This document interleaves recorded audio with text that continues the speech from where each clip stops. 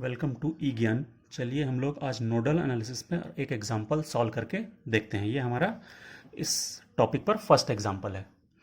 Question क्या दिया हुआ है कि find current in 6 ohm branch and in branch A B. ये एक डायग्राम है, इसमें हम लोगों को 6 ओम ब्रांच में करंट निकालना है। मतलब ये जो दिया हुआ है ये 6 ओम दिया हुआ है, तो मतलब इस ब्रांच में हमको करंट निकालना है। और दूसरा हमको ब्रांच ए बी में निकालना है। तो ये ए बी ब्रांच दी है, देखिए ये ए है और ये बी है, मतलब हमको इस ब्रांच में भी करंट फाइंड करना है। तो ये हमको ये दो जगहों पर करंट फाइंड करने के लिए बोला है और मेथड हम लोगों को यूज करना है नोडल एनालिसिस। ठीक, नोडल एनालिसिस जब भी हम लोग सॉल्व करते हैं तो हमारे क्या स्टेप्स होते हैं। तो सबसे शुरुआत के मैं स्टेप्स आपको बता दे रहा हूं कि सबसे पहला हमारा एम होता है फाइंड नोड्स। तो हमको सबसे पहले नोड आइडेंटिफाई करने रहते हैं कि इस पूरे सर्किट में कितने नोड हैं। तो नोड की डेफिनेशन हम लोग अपने पिछले वीडियोस में देख चुके हैं कि वो पॉइंट, वो जंक्शन जहां पर दो से ज्यादा एलिमेंट कनेक्टेड हो वो कहलाता है नोड। तो देखिए ये वाला पॉइंट नोड नहीं होगा क्योंकि यहां पर एक दो एलिमेंट कनेक्टेड है। ये वाला पॉइंट नोड होगा क्योंकि यहां पर देखिए एक दो और ये तीन एलिमेंट कनेक्टेड है। ये वाला पॉइंट नोड नहीं होगा क्योंकि यहां पर सिर्फ एक और दो एलिमेंट कनेक्टेड है। तो इस प्रकार हमारा ये एक नोड हो गया। ये वाला तो ये भी एक नोड होगा, देखिए कि यहां पर 1, ये 2 और ये 3 ब्रांचेस कनेक्टेड हैं, मतलब कि 3 एलिमेंट्स यहां पर कनेक्टेड हैं। तो ये भी एक नोड होगा। तो टोटल कितने नोड हुए?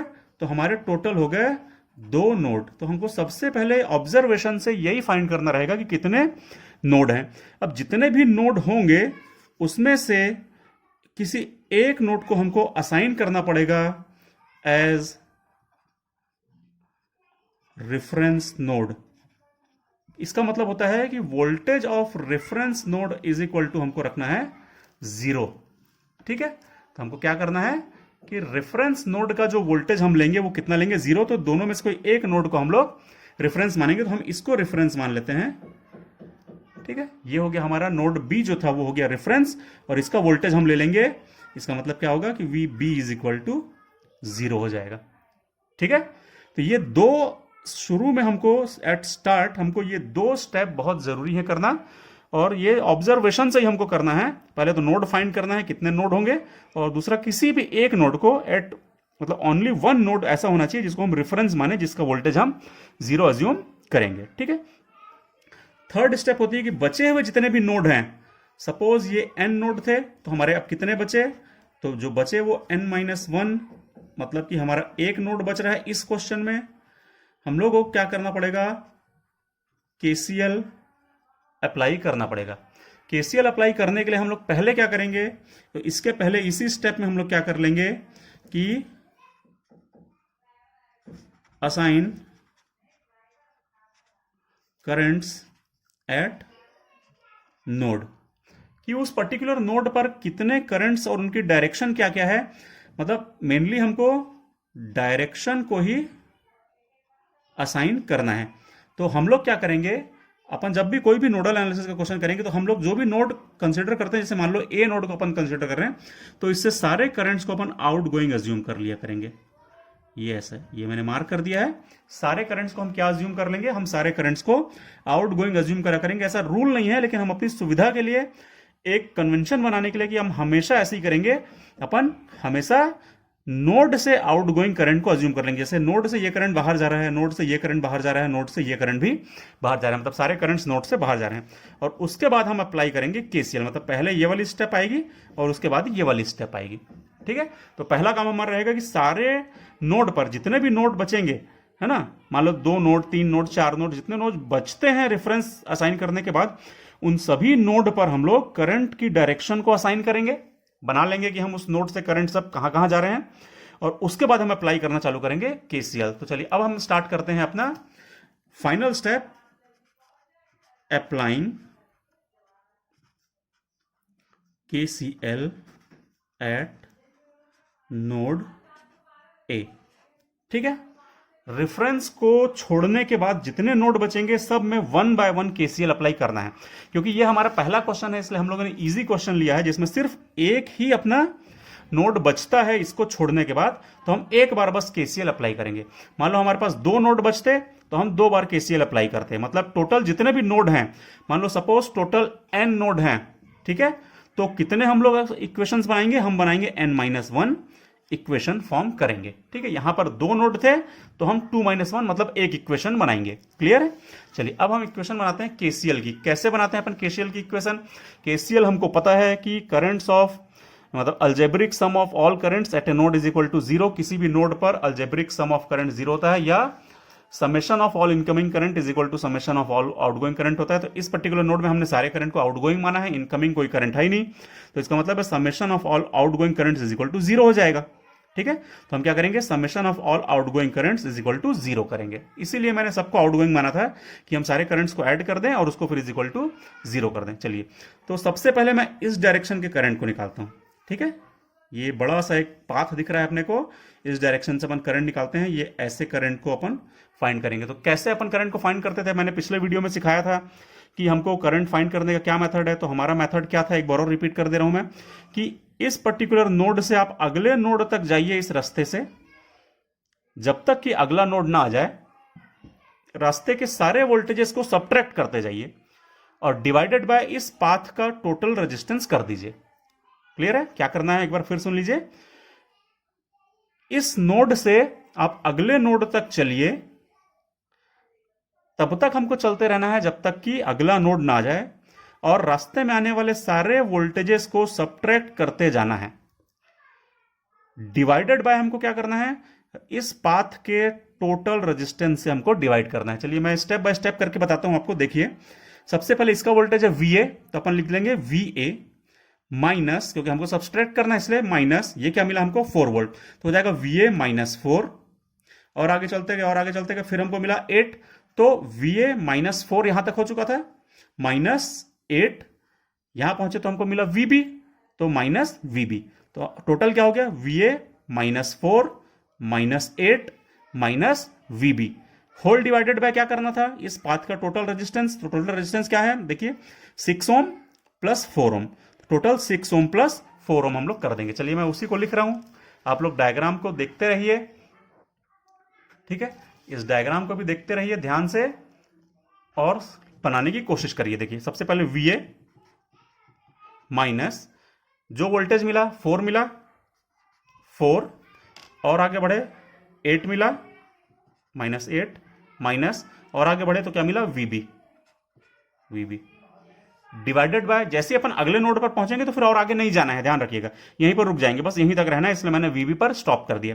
डिवाइडेड बाय इस रास्ते का टोटल रेजिस्टेंस क्या था, 6 + 4, तो हम कर देंगे 6 + 4। ऐड करना है क्योंकि हमने सारे करंट्स का आउटगोइंग लिया था, इसलिए अपन प्लस का साइन लगाएंगे। अब ये वाले रास्ते का AB का करना है, क्योंकि एक रास्ता हो गया, अब ये दूसरे रास्ते का, ये दूसरा एरो जो बना था, सेम मेथड करना है। इस नोड से स्टार्ट करना है VA माइनस, अगले नोड तक जाना है, तो मैं ऐसे आऊंगा तो मैं अगले नोड पर पहुंच गया, तो क्या लिखेंगे VB, क्योंकि रास्ते में कोई वोल्टेज नहीं मिला मुझे, तो VA और सीधे इसका वोल्टेज मिला VB, तो मैं क्या कर दूंगा VA minus VB divided by इस पाथ का टोटल रेजिस्टेंस, तो एक ही रेजिस्टेंस है 4 ओम, ये मैंने कर दिया 4, फिर प्लस साइन, क्योंकि अपने को तो ऐड करना है सारी चीजों को। ठीक है, तो फिर अपन प्लस साइन लगाएंगे और उसके बाद फिर हम लोग क्या करेंगे, अब ये वाला पाथ कंसीडर करेंगे। ठीक है, ये वाला पाथ जो है हमारा, एक बार ध्यान से देखिए, ये वाला जो पाथ है उसको कंसीडर करते हैं। इस पाथ में फिर वही सेम मेथड, VA माइनस, और इस रास्ते में मिलने वाले सारे वोल्टेजेस को माइनस करते जाइए। तो मैं जैसे ही आगे बढ़ूंगा तो मुझे मिलेगा 8, तो मैं कर दूंगा 8, फिर और आगे बढ़ूंगा तो मुझे मिलेगा VB, तो मैं कर दूंगा माइनस VB, और इस पूरे रास्ते का टोटल रेजिस्टेंस 4, इस पूरे रास्ते का टोटल रेजिस्टेंस 4। तो देखिए ये करंट हो गया, ये वाला करंट जो है ये सेकंड पार्ट हो गया, ये वाला करंट जो है ये थर्ड पार्ट हो गया, तीनों करंट्स हो गए, तो तीनों का समेशन हमने किया था। ये देखिए ये प्लस लगा के हमने तीनों का समेशन किया, और समेशन का अलजेब्रिक सम कितना होगा 0, तो ये मैंने लिख दिया टोटल 0। ठीक है, तो summation of all outgoing currents is equal to 0, एक करंट, दो करंट, तीन करंट इज इक्वल टू 0। ठीक है, अब हमको एक चीज पता है कि हमने रेफरेंस नोड माना था VB को, और VB इज इक्वल टू 0, क्योंकि B को हमने रेफरेंस नोड माना था, और रेफरेंस नोड का वोल्टेज कितना होता है, वो होता है 0, तो इसलिए VB इज इक्वल टू 0 रख दीजिए सब जगह, तो ये 0 हो जाएगा, ये 0 हो जाएगा, और ये 0 हो जाएगा।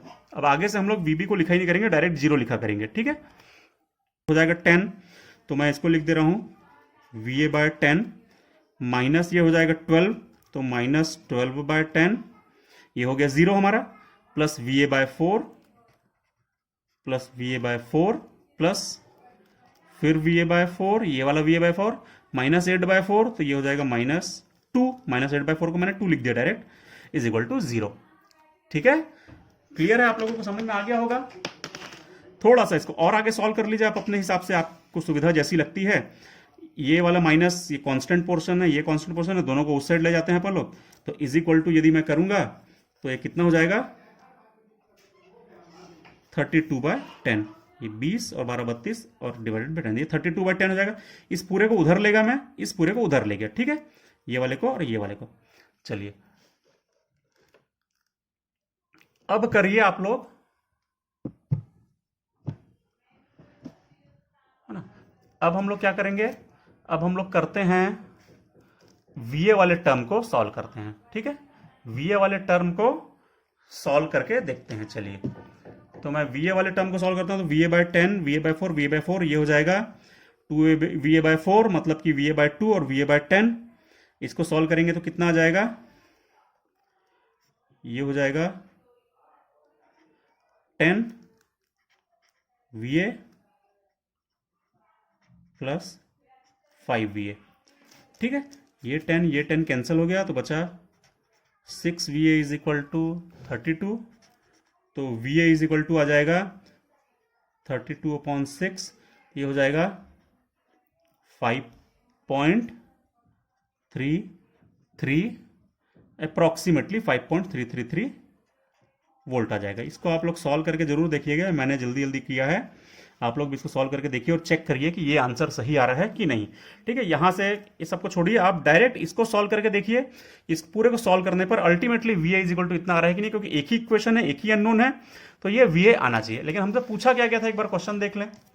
तो क्वेश्चन में हमसे पूछा गया था करंट इन 6 ओम ब्रांच, 6 ओम कहां है, ये है 6 ओम, इसका करंट पूछा गया था। इसका करंट कैसे निकलता है, इसका करंट कैसे निकलेगा एक बार देखिए। तो VA, इसका करंट निकलेगा VA -4 -8 -0 डिवाइडेड बाय 6 + 4। ठीक है, ये यहां पर हम लोगों ने लिखा था, ये देखिए ये, और VA की वैल्यू तो हमने फाइंड कर ली, तो VA की वैल्यू हमने फाइंड कर ली, उसको पुट कर दीजिए, देखते जाइए और लिखते जाइए आप लोग। ठीक है, तो क्या मेथड है हमारा, मान लो मेरे से पूछा गया है I ऑफ 6 ओम, तो वो क्या था, ये मैं लिख रहा हूं यहां से देख देख के। ठीक है, VA -4 -8 डिवाइडेड बाय ये 10, 6 + 4 10 हो गया, VB इज इक्वल टू 0 हो गया, उसको छोड़ देते हैं अपन लोग। ये मैंने लिख दिया है। VA की वैल्यू कितनी आई थी, VA की वैल्यू ये आई थी, इसको पुट करिए और I ऑफ 6 ओम निकालिए, देखिए कितना आता है। तो 5.33 -12 डिवाइडेड बाय 10, तो I ऑफ 6 ओम आ जाएगा -0.667 एम्पियर। कैलकुलेट करके आप लोग देखिएगा। ठीक है, इतना आ जाएगा। उसके बाद हमसे पूछा गया है क्वेश्चन में, सेकंड पार्ट क्या था, AB में करंट निकालना है, ये AB वाला करंट निकालना है। ठीक है, तो ये AB वाला करंट कैसे होगा, ये VA/4, सिंपल सी चीज है, VA - VB डिवाइडेड बाय 4। ठीक है, बस वही करना है अपने को, मैं यहीं लिख देता हूं, देखिए VA - VB डिवाइडेड बाय 4 हो जाएगा, क्योंकि ये VA, अगला नोड है VB, तो VA - VB डिवाइडेड बाय इस रास्ते का पूरा रेजिस्टेंस 4 है, तो ये 4, VB इज इक्वल टू है अपना 0, तो इसका मतलब है करंट कितना हो जाएगा, VA/4। तो चलिए अपन यहां पे सॉल्व करते हैं उसी को। I AB is equal to, क्या लिखा था हमने, VA/4, और VA की वैल्यू कितनी निकाली है, ये है 5.333 डिवाइडेड बाय 4। तो IAB कितना आ जाएगा, IAB निकालिए एक बार, IAB निकाल करके देखिए कितना आता है। तो ये आ रहा है हमारा 1.3325 एम्पियर। तो इस प्रकार से हमारा ये वाला करंट भी निकल जाएगा। अपने को कोई भी करंट पूछा जाए इस पर्टिकुलर सर्किट में, कहीं का भी करंट पूछा जाए, हम बड़े आराम से निकाल सकते हैं। देखिए ये वाला करंट जो है वो हम लोगों ने ऑलरेडी यहां पर निकाला हुआ है। ठीक है, ये वाला जो करंट है ये तो मैंने दिखा दिया यहां पर निकाल करके। मान लो ये वाला करंट पूछते तो कैसे निकलता है, ये वाला करंट कैसे निकल जाता है, VA -8 डिवाइडेड बाय 4 आ जाता। ठीक है, वो होता VA -8 डिवाइडेड बाय 4। यदि हम ऐसे करके निकालते तो ये वाला करंट भी हमसे फाइंड हो जाता है। ठीक है, तो इस प्रकार से क्वेश्चन में जो भी पूछा जाए आप लोग बहुत आराम से निकाल सकते हैं। ये नोडल एनालिसिस जो है वो बहुत सिंपल है और बहुत सिंपल तरीके से आप उसको इस प्रकार से सॉल्व कर सकते हैं। ठीक है, थैंक यू।